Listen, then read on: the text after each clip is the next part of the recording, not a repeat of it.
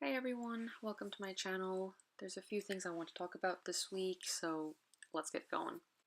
For this piece, as I often do, I start sketching with a green pencil. I use green and red, and they're interchangeable. There's not too much of a reason to use one over the other, but the reason I use those colored pencils is because they are softer. The brand I'm using here is Faber-Castell, or however you pronounce it. Um, But to be honest, I just grab whatever the bookstore or wherever has available. I haven't noticed a big difference between them. But what does make a huge difference is the pen. Here you see me using my Copic ones. I have quite a few brands, but since this set had a lot of different weights, I use this very often. Otherwise, there are some other good pens, but you just gotta be very careful and test them before you actually start using them, because when you have to erase, especially a sketch from underneath, a pen can ruin your whole drawing because once the ink starts spreading, it's it's practically impossible to get rid of the marks that it leaves behind. What you also want to consider is the drying time. This isn't necessarily a bad thing if some inks take longer than others, but it's definitely something to consider. You don't want to be used to using a pen like I am right now, the Copic one, which dries very fast, and make the mistake of coloring on top and just, again, ruining your drawing. One other thing to consider could be to actually just use a printer once you line art to avoid these issues for the most part. I don't use a printer myself, but I'm planning on eventually moving that way. I know a lot of artists have good success with that one. Regardless of whether you'll scan it or just line art and color by hand the whole way, one thing that's true is, as I've mentioned before, the line weight difference makes your drawings look much more 3D, much livelier.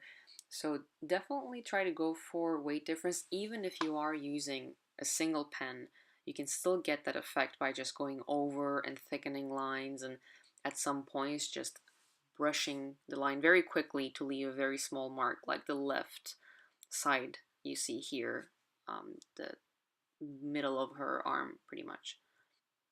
You can of course add a lot of details with colors. For sure, I love doing that, but particularly if you're working with markers like I am, the brushes are not so small that even if you color with the tip, you just won't get that level of detail.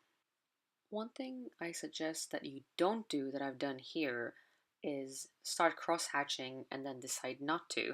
You can see the shadow of her hair. I did a little bit of almost cross-hatching and then did nothing else on the other side. So I'll kind of fix that, so to say, by just putting darker colors there, but that's not a great look to just cross-hatch a little bit.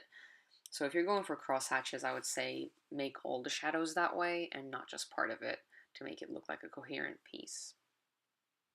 An even better reason to not do half of your shadowing in color and half of it in cross hatching is what you can see here is when I was actually drawing and when I started that cross hatch, it looks like the light source is from the left top or left. But you'll see as I colored that, in fact, I chose the light source to be on the right. Now, this isn't too bad because at least the choice was not with the same medium. For example, I wasn't coloring and part of the colors reflected different sources of light. It was line versus color. Why this is easier to fix is because I use the gel pen to put white sources of like sparkles or lights that you'll see in the end. And when it's the ink that's going the wrong way, you can pretty much just add more ink to fix that. Just because the line art part is done doesn't mean I can't add more line art to it. And that's exactly what I did as we go on. That is, however, of course, a luxury I have because of the type of pen I'm using.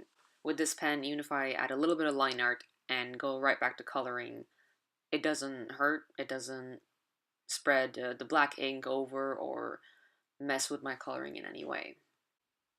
The coloring of this piece is pretty simplistic, only two shades for each color, except for the little pink on the cheeks and such. The reason was because I wanted to actually focus on the dress a lot and try to add smaller details than I usually do, as you can see with that bra and the motifs on the dress. I just want it to be a nice, easygoing kind of picture. I think the reason I have so many blues and purples is because I always lean towards those soft colors and simple pictures. It just what makes me happy. Unless I'm doing fan art, I always go for this kind of soft design.